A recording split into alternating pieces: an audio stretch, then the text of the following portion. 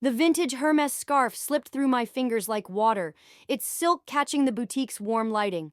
$200 for what should have been a $2,000 piece. My hands trembled as I lifted it closer, searching for the telltale signs of authenticity. I'm Eliana, and finding treasures like this is what I live for. Not just because it's my job at the Style Loft, but because each genuine find feels like a small victory against an industry built on exclusivity. That's a fake! A deep voice cut through my concentration. The stitching on the hem is off by about 2 millimeters. I turned to face a tall man with a camera slung across his chest, his smile too confident for someone who'd just questioned my expertise. And you are? Ryan Matthews, fashion photographer. He stepped closer, reaching for the scarf. May I?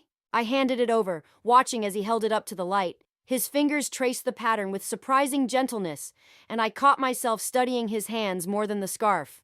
Look here, he said, pointing to a barely visible flaw. They almost got it perfect, but almost doesn't cut it in this business, does it? Damn. The word escaped before I could stop it. He was right. How did you spot that so quickly? Shot the real thing about 100 times. You develop an eye for these things. He handed the scarf back, his fingers brushing mine. Though I have to say, your initial instincts were good. Most people wouldn't have even questioned it. Thanks. But good instincts don't pay the bills. I returned the scarf to its display, marking it for further authentication. So, what brings a fashion photographer to our humble vintage boutique? Looking for unique pieces for an upcoming shoot. My usual stylist bailed, and I need someone with an eye for the extraordinary. He paused, studying me with an intensity that made my skin warm. Someone who can spot the real thing among the fakes. Even if they occasionally need help with the spotting? I couldn't help but smile. Especially then. It shows humility. Something rare in this industry. He pulled out his phone. I have a fashion show tonight. Very exclusive, very pretentious. Want to be my plus one? The offer hung in the air between us. My rational mind screamed that this was too fast, too convenient. But there was something in his eyes, a genuine warmth that made me want to take the risk. What's the catch? No catch, just an opportunity. Plus, you'll get to meet some interesting people, including my family. They're kind of a big deal in the local fashion scene. Your family? My stomach tightened. Meeting the family on a first date seemed like jumping into the deep end without checking for water. My sister Madison's launching her new collection tonight. He hesitated, something flickering across his face. Well, you'll see. So, what do you say? I should have noticed the warning in his pause, the slight tension in his shoulders when he mentioned his sister. But I was too caught up in the moment, in his smile, in the possibility of breaking into the fashion world I'd been circling for years. I say yes. The words left my mouth before I could reconsider.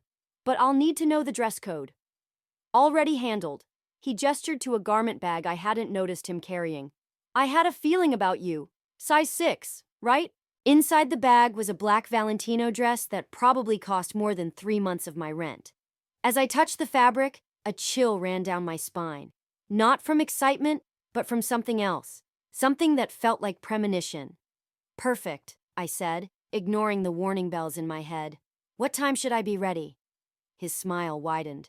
I'll pick you up at 7. Trust me, Eliana, this is going to be a night you'll never forget. He had no idea how right he was, though not for the reasons either of us imagined. 3 months into dating Ryan, and I still couldn't shake the memory of that first fashion show. Madison's smile had been razor sharp when she'd said, "Oh, vintage shopping. How resourceful of you." The way she'd emphasized resourceful made it sound like a disease. Now, sitting at the Matthews Sunday dinner table, I watched her do it again. This time, her target was my engagement ring. It's certainly unique, Madison said, barely glancing at the Art Deco piece Ryan had chosen. Though I suppose that's what you'd expect from someone who spends their days sorting through other people's cast-offs. Ryan squeezed my hand under the table, but remained silent. Always silent when it came to his sister. I prefer to think of it as giving beautiful things a second chance, I replied, keeping my voice steady. Not everything needs to be fresh off the runway to have value. Karen, Ryan's mother, jumped in with her usual peacekeeping enthusiasm. Speaking of runways, Madison, tell us about your upcoming collection. The preview photos looked stunning. Madison's face lit up. Actually, I've been working on something revolutionary, a complete departure from my usual style. I froze. The sketches she described sounded eerily familiar, like the ones I'd been working on for months, the ones I'd shown Ryan last week. The centerpiece is this incredible wedding dress, Madison continued, her eyes sliding to mine. Very vintage-inspired with modern twists. I'm thinking of using it for my own wedding to Derek. My champagne glass nearly slipped from my fingers. That was my dress, my design, the one I'd been perfecting since before I met Ryan. Sounds wonderful, darling, Tom boomed from the head of the table. Though I thought you were set on that Vera Wang piece. Plans change, Daddy. Madison's smile didn't reach her eyes. Sometimes you see something that just inspires you. Ryan shifted uncomfortably beside me. I turned to look at him, and the guilt on his face told me everything I needed to know. Ryan, I said quietly, could we talk outside for a moment? The garden was lit by strategic landscape lighting, making everything look artificial and staged, perfect for this conversation. You showed her my sketches. It wasn't a question. She saw them on my phone, he admitted. She was so excited about the ideas, Eli. I didn't think. That's right, you didn't think. My voice cracked. Those designs were private. They were mine. They're just drawings. He reached for my hand, but I stepped back. Madison's been struggling with her latest collection. She needed inspiration. Inspiration? I laughed, but it sounded more like a sob. She's stealing my wedding dress design for her own wedding. And you're defending her? You're overreacting. It's not stealing, it's... If you say inspiration one more time, I swear to God, Ryan. The French doors opened, and Madison stepped out, Derek following close behind. Everything okay out here? We could hear voices. Just fine, I said, my smile as fake as her concern. Ryan was just explaining how my private wedding designs ended up in your new collection. Derek's head snapped toward Madison. What is she talking about? Oh, please, Madison waved dismissively. A few similar elements hardly constitute stealing. Besides, who would believe a vintage shop girl came up with these designs before me? The casual cruelty of her words hung in the air. Ryan stood there silent as always, trapped between loyalty to his sister and what he knew was right. You know what? I slipped off my engagement ring. Keep the designs, Madison. They'll look perfect with your carefully curated personality. I pressed the ring into Ryan's palm. And you can keep this. I'm sure you'll find someone who's better at staying quiet when it matters. Eliana, wait! Ryan started, but I was already walking away. Don't forget to credit your inspiration, I called over my shoulder, my voice steady despite the tears threatening to fall. I'd hate for anyone to think you came up with something original on your own. As I drove away, my phone lit up with messages from Ryan. I ignored them all. Instead, I thought about the notebook full of designs hidden under my bed, and the digital copies I'd secretly backed up last week when I first noticed something off about Madison's behavior. Sometimes the best revenge isn't about getting even. It's about being prepared when someone shows you exactly who they are. And Madison? She'd shown me plenty. The invitation to Madison's wedding venue reveal party sat on my kitchen counter like a loaded gun. 2 weeks after our confrontation, and here she was, still playing games. I shouldn't have gone. But sometimes you need to see the crime scene for yourself. The Rosewood Manor's grand ballroom was exactly as I'd imagined it when I'd first discovered it in that obscure architectural magazine. The one I'd left open on Ryan's coffee table 3 months ago, corners folded down on specific pages. Isn't it perfect? Madison's voice carried across the room. Derek and I just happened upon it during a weekend drive. I caught Derek's confused expression before he masked it. He didn't remember any such drive. Interesting. Karen approached me, concern etched on her face. Eliana, dear, I'm so glad you came. Ryan's been... Mom! Madison appeared between us, champagne flute in hand. The caterers need you in the kitchen. After Karen left, Madison's smile turned predatory. Surprised to see you here. Though I suppose you couldn't resist seeing your dreams come to life, even if they're not yours anymore. You know what's funny, Madison? I kept my voice low, steady. I have a paper trail for every single one of my designs, every venue I researched, every detail I planned, all dated and documented. Her smile flickered. Are you threatening me? Just making conversation. By the way, how's the dress coming along? Those hand-beaded butterflies must be taking forever to sew on, especially in that particular spiral pattern. She paled slightly. I'd never mentioned the butterfly pattern to anyone except Ryan. You should be careful, Eliana. Her voice dropped to a whisper. People who push too hard tend to get pushed back. Madison, Derek called from across the room. The photographer wants some shots of us by the grand staircase. Coming, darling. Her voice dripped honey. To me, she hissed. Stay away from my wedding. I waited until she was halfway across the room before calling out, Oh, Madison, those vintage Cartier butterfly brooches you're planning to use as hairpieces? I just acquired them for the style loft. Funny coincidence, right? She stumbled slightly, catching herself on Derek's arm. I saw her whisper something to him, and they both looked back at me. Derek's expression had changed from confusion to suspicion. Ryan chose that moment to appear at my elbow. We need to talk. We really don't. Eli, please, I know I messed up, but did you know? I turned to face him fully.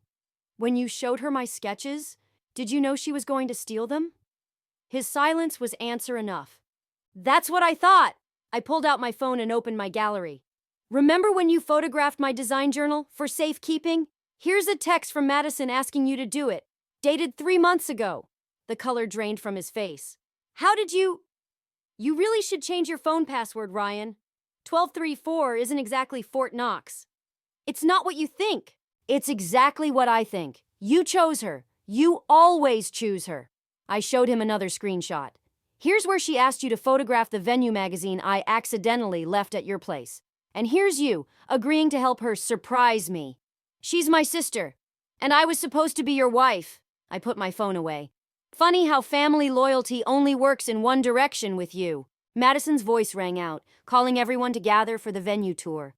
I watched as she led her perfectly curated audience toward the grand staircase, Derek's hand tight on her waist, his expression now openly troubled. You know what the worst part is, Ryan? I kept my eyes on Madison as she played tour guide with my dreams. I knew she'd do this. That's why I fed her fake designs. That butterfly pattern? It's impossible to execute. The weight distribution would tear the dress apart. And those Cartier brooches? They don't exist. He stared at me, finally understanding.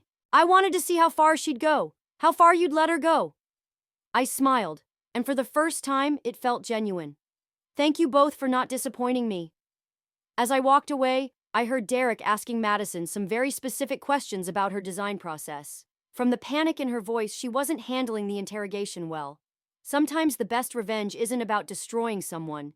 It's about giving them enough rope to hang themselves. And Madison, she just climbed onto the gallows of her own accord. The dress form in my apartment mocked me with its half-finished masterpiece. 3 days after exposing Madison's theft, and I still couldn't shake the feeling that I'd only scratched the surface of her deception. My phone buzzed. Derek's name flashed on the screen. I need to show you something, he said without preamble. Can you meet me at Café Laurent in an hour? The cafe was nearly empty when I arrived. Derek sat in a corner booth, a leather portfolio in front of him. I started digging after the venue reveal, he said, as I slid into the seat across from him. Madison's entire career is built on stolen designs. He opened the portfolio, spreading out photographs and sketches. My stomach turned as I recognized pieces from up-and-coming designers who'd mysteriously disappeared from the fashion scene. How did you get these? I'm an investment banker, Eliana. Due diligence is what I do. He pushed a particular sketch forward. This one's interesting. The designer died in a car accident the day before she was supposed to meet with Vogue about her collection. 3 months later, Madison launched her breakthrough line. My hands shook as I examined the sketch. You think she... I think my fiancée isn't who I thought she was. His voice cracked slightly. The question is, what are we going to do about it? The bell above the cafe door chimed. Ryan walked in, his camera bag slung over his shoulder. My heart stopped. I called him, Derek said quickly. He needs to see this. Ryan approached our table slowly, like a man walking to his execution. Derek showed me everything last night, he said, not meeting my eyes. I've been up all night going through my old photos of Madison's shows. The patterns, they're all there. And now you care? The words came out sharper than I intended. Now that someone else confirms what I've been telling you? I found these in Madison's studio. Ryan pulled out a USB drive. Every designer she's stolen from, every plan, every accident. The word accident hung in the air like poison. She's my sister, Ryan's voice broke. I thought I was protecting her. I never imagined... You protected her right into becoming a monster, I said quietly. And now what? We go to the police? Derek shook his head. Not yet. Madison's got an interview with Fashion Forward tomorrow. She's planning to announce her new collection, the one with your designs, along with pieces from 3 other designers who've recently had unfortunate accidents, Ryan added, finally meeting my gaze. We can't let her continue. My phone buzzed again, a text from Madison. Saw you with my boys. Bad move, vintage girl. Hope you're a better driver than some of my other inspirations. I showed them the text. Derek's face hardened. Ryan's hands clenched into fists. She's not even trying to hide it anymore, I said, a chill running down my spine. She thinks she's untouchable. We need to stop her, Derek said. But we have to be smart about it. One wrong move. I might have an idea, I said slowly, looking at the dress form in my mind's eye. But I'll need both of you to trust me completely. Ryan reached across the table, his hand stopping just short of mine. Whatever you need. Even if it means throwing your sister under the bus she created? He nodded, and for the first time, I saw real determination in his eyes. Especially then. Good. I pulled out my phone and showed them the secret recording I'd made of Madison's threats at the venue reveal. Because this is just the beginning. Tomorrow, Madison's going to learn what happens when you push a vintage girl too far. Derek smiled grimly. What's the plan? First, we need to talk to Karen and Tom, I said, watching Ryan's face carefully. Your parents need to know what their daughters become. And then, I laid out my plan, watching their expressions shift from shock to understanding to grim determination. By the time I finished, the cafe had emptied completely, leaving us alone with our conspiracy. Tomorrow, Madison would face the cameras at Fashion Forward, ready to claim another stolen victory. But this time, her audience wouldn't be the only ones watching. Sometimes the best revenge isn't just about exposing the truth. It's about making sure everyone sees it at exactly the right moment. The Fashion Forward studio lights burned hot against my skin as I sat in the front row, watching Madison prepare for her live interview. She hadn't noticed me yet, too busy preening before the cameras. The USB drive in my clutch felt like a live grenade. 3 minutes to air, a producer called out. Derek squeezed my hand from the seat beside me. Ryan stood in the wings with his camera, looking pale but determined. Karen and Tom sat 2 rows behind us, their faces carved from stone after last night's revelations. Madison Matthews, rising star of the fashion world, the host began as the cameras rolled. Your new collection has created quite a buzz. Some are calling it revolutionary. Madison's smile was perfect, practiced. Innovation is everything in fashion. I've always believed in pushing boundaries. Speaking of boundaries, the host continued, let's talk about your creative process. My cue. I stood up, making my way to the side stage where a covered dress form waited. Madison's eyes widened slightly when she saw me, but she kept her composure.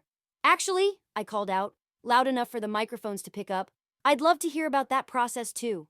The host, caught off guard but sensing drama, took the bait. And you are? Eliana Chen, vintage curator and designer. I pulled the cover off the dress form, revealing my original wedding dress design. I'm particularly interested in hearing how Madison developed this piece. Madison's laugh was brittle. Oh, this is ridiculous. Security? Wait, Derek stood up. I think everyone should hear this. He nodded to Ryan, who connected his laptop to the studio's main screen. Side-by-side comparisons appeared. My original sketches dated months ago. Madison's inspirations dated weeks later. Then came the others. Designs from disappeared designers, tragic accidents, perfectly timed launches. Turn that off, Madison snapped, but her voice shook. Like you turned off Sarah Chen's brakes? I asked quietly. The studio fell silent. No relation to me, by the way. Just another designer who got too close to exposing you. You don't know what you're talking about. Madison stood, but her legs wobbled. This is slander. I'll sue. The police have the evidence, Derek cut in. All of it, including your text threatening Eliana yesterday. Karen's sob from the audience was like a gunshot. Tom's face had gone gray. Madison's composure cracked. You don't understand, she hissed at me. I deserved their success. I deserved everything they had. They were nothing. Nobody. Just like you. Madison, Ryan's voice carried from behind his camera. Stop talking. But she couldn't stop. The facade was crumbling.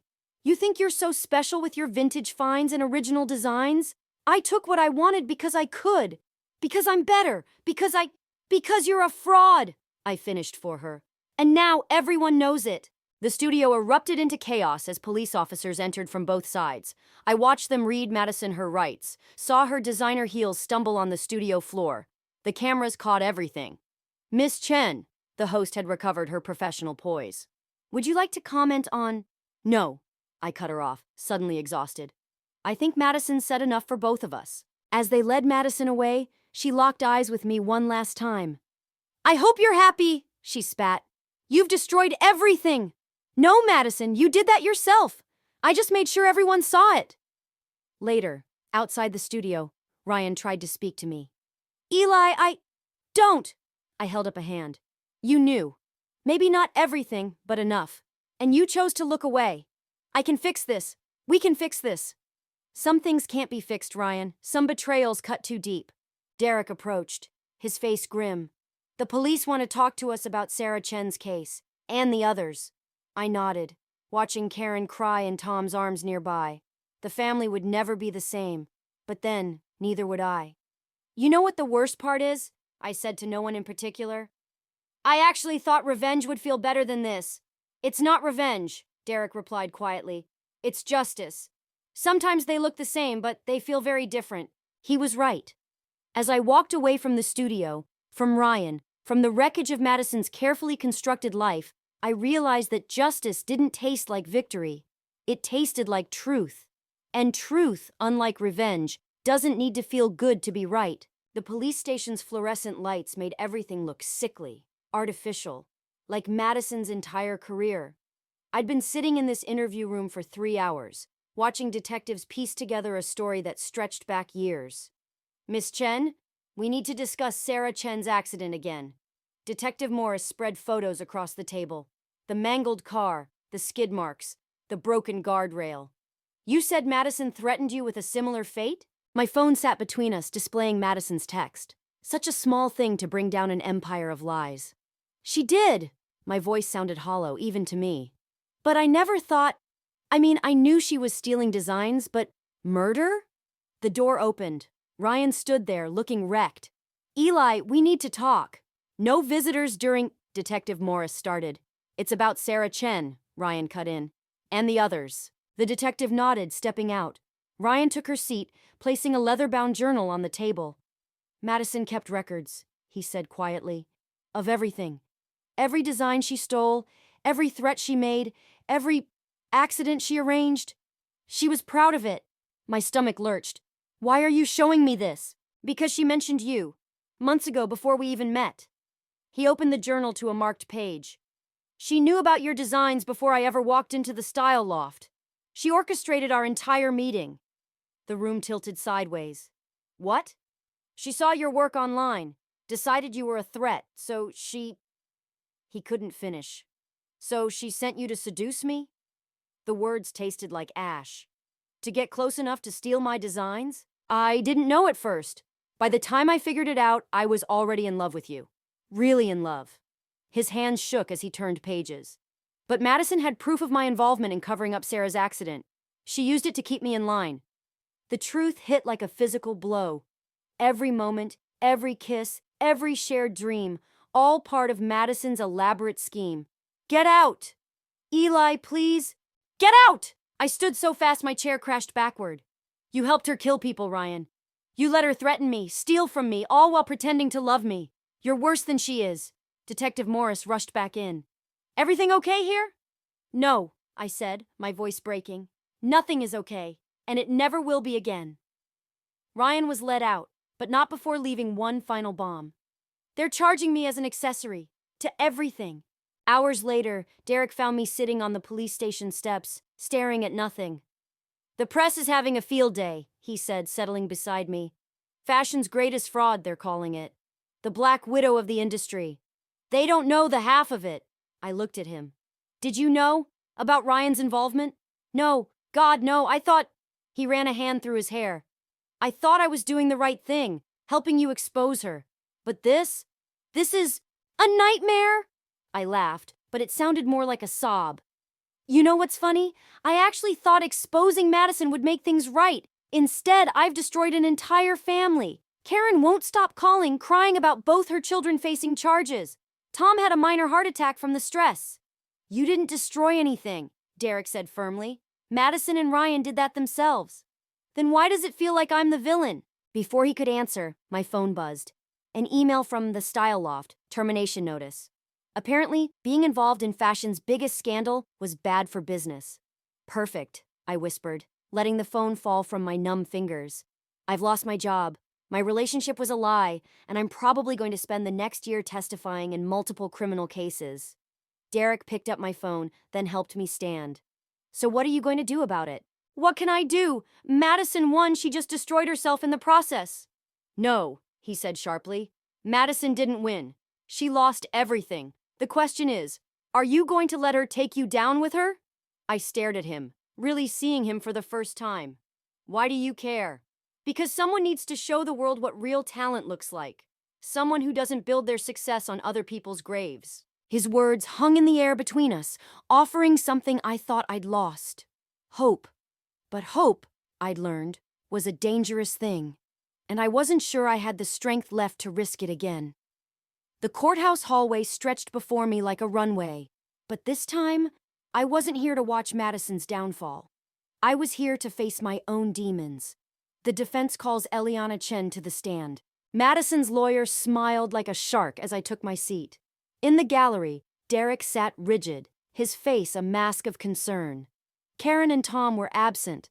Tom's heart condition had worsened. Miss Chen, isn't it true that you deliberately set out to destroy my client's career? Objection. Argumentative, the prosecutor called. Rephrase, the judge ordered. Miss Chen, please describe your relationship with the defendant. I looked directly at Madison, sitting there in her prison-issued uniform, all traces of designer labels stripped away. She was supposed to be my sister-in-law. And when that didn't work out, you decided to ruin her? No. My voice stayed steady. I decided to stop her from ruining anyone else. The lawyer's smile tightened. Like Sarah Chen, a woman you never met? Objection. Withdrawn. He circled closer. Miss Chen, isn't it convenient that you discovered all this evidence just as my client's career was peaking? About as convenient as Ryan's confession about being sent to seduce me? A murmur rippled through the courtroom. Madison's composure cracked slightly. Move to strike, her lawyer said quickly. Granted. But the damage was done. I saw it in Madison's eyes. The realization that her brother had betrayed her completely. Miss Chen, the lawyer continued, how do we know you didn't plant that evidence? Frame my client out of jealousy? Before I could answer, the courtroom doors burst open. Ryan entered, escorted by officers. He wasn't supposed to testify until tomorrow. Your Honor, the prosecutor stood. We have new evidence. Mr. Matthews has agreed to provide additional testimony regarding Sarah Chen's death. Madison shot to her feet. You can't! Sit down, Miss Matthews, the judge ordered. He's lying! Madison's voice rose hysterically. Everything I did for us, Ryan. For the family. You were supposed to understand that. Order! The judge's gavel cracked like a gunshot, but Madison was beyond control. You think you're so perfect, Eliana? You think exposing me makes you better? I made Ryan love you. I created everything you had. No, Madison. I leaned forward, speaking directly to her. You destroyed everything you had. I just refused to let you destroy me too. Bailiff, remove the defendant, the judge ordered. As they dragged Madison away, she screamed, I should have killed you like the others. You're nothing, nothing. The courtroom erupted into chaos. Through it all, Ryan stared at me, his eyes full of unshed tears. I turned away. Hours later, I stood on the courthouse steps with Derek, watching the media frenzy below. She'll plead guilty, Derek said quietly. Ryan's testimony ensures that. And Ryan? Reduced sentence for cooperation. He hesitated. He asked to speak with you. There's nothing left to say. Maybe not to him. Derek turned to face me. But there's something you need to say to yourself. What's that? That you won, not by destroying Madison, but by refusing to become her. I thought about Madison's final outburst, about Ryan's confession, about all the lives destroyed by one person's desperate need to be special. You know what's funny? I said, watching reporters scramble for statements below. I used to think revenge would feel like winning, but this This just feels like surviving. Sometimes surviving is winning. Derek touched my shoulder gently. The question is, what does the survivor do next? My phone buzzed. An email from Vogue. They wanted to interview me about spotting authentic vintage pieces, about my own designs, about building a career on truth rather than lies. She tried to make me nothing, I said, more to myself than Derek. But in the end, she made me stronger. No, Derek corrected. You did that yourself. Below us, Madison's lawyer began his statement to the press. But I wasn't listening anymore. I was already thinking about tomorrow, about the designs waiting in my notebook, about the future I could build now that the past was finally laid to rest. Sometimes the best revenge isn't about destroying your enemy. It's about refusing to let them destroy who you really are. The vintage Hermes scarf slipped through my fingers, just like it had that first day with Ryan. But this time, I was the one authenticating pieces for Vogue's annual vintage fashion feature. Perfect condition, completely authentic, I confirmed, handing it to the photographer. Not Ryan, he was still serving his reduced sentence. The thought didn't sting anymore. Miss Chen? My assistant appeared at my elbow. Derek's here about the investment proposal. I found Derek in my office, examining the wall of framed magazine covers. My designs, my story, my truth. The investors are impressed, he said, turning to face me. They want to back your vintage authentication app. And you? What does my business advisor think? His smile was warm. I think Sarah Chen would be proud to see her legacy living on through your work. I touched the framed photograph on my desk. Sarah Chen at her last show, radiant and full of promise. Her family had given it to me after the trial. Madison's up for parole next month, Derek said quietly. I know. Karen called. I sat behind my desk, studying the business proposal before me. She wants me to speak at the hearing. Will you? The question hung in the air. 6 months ago, I would have jumped at the chance for one final victory. Now, no. I signed the proposal with a flourish. Madison doesn't get to be part of my story anymore. Speaking of stories, Derek pulled out his phone, showing me a news alert. Ryan's releasing a book about everything. Of course he is. I wasn't surprised. Ryan always did love telling other people's stories more than living his own. He wants to interview you for it. No, the word came easily now.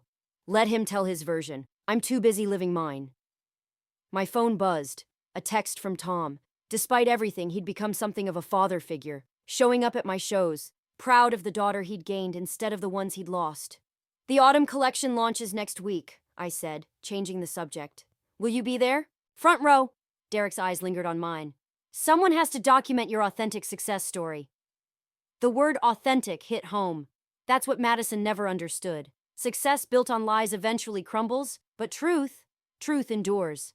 My assistant knocked again. The Vogue team is ready for your final selections. Time to get back to work, I stood, but Derek caught my hand. You never told me. Why an authentication app? Why not just launch your own label? I smiled, picking up the Hermes scarf. Because every piece has a story. Some are genuine, some are fake, but all of them teach us something about value, real value. Like what happened with Madison. Like what happened to me. I let the scarf float onto my desk. I learned to spot the difference between authentic and counterfeit in everything, including love. Derek's hand tightened on mine briefly before letting go. We'd never crossed that line, but sometimes the best relationships are the ones that don't need defining. Outside my office, the workshop buzzed with activity. Designers, authenticators, and stylists worked together, building something new from the lessons of the past. No theft, no deception, just pure creativity and respect for the craft. The Vogue photographer captured me examining another vintage piece, but I barely noticed the camera. I was too focused on the subtle signs of authenticity, the slight imperfections that made it real, valuable, true. It's genuine, I declared, and watched the team celebrate another find. That's the thing about authenticity. Once you learn to recognize it, you can never settle for imitations again. In fashion, in love, in life. Madison had tried to steal my designs, my love, my future. Instead, she'd forced me to design a better life than I'd ever imagined. One built on my own terms, authenticated by my own truth. The irony would have killed her if she wasn't already serving 20 to life. I picked up the next piece waiting for authentication, ready to uncover its story. After all, that's what I do now. find the truth in beautiful things and help others see it too. Some might call it karma, I just call it justice. And unlike revenge, justice never goes out of style.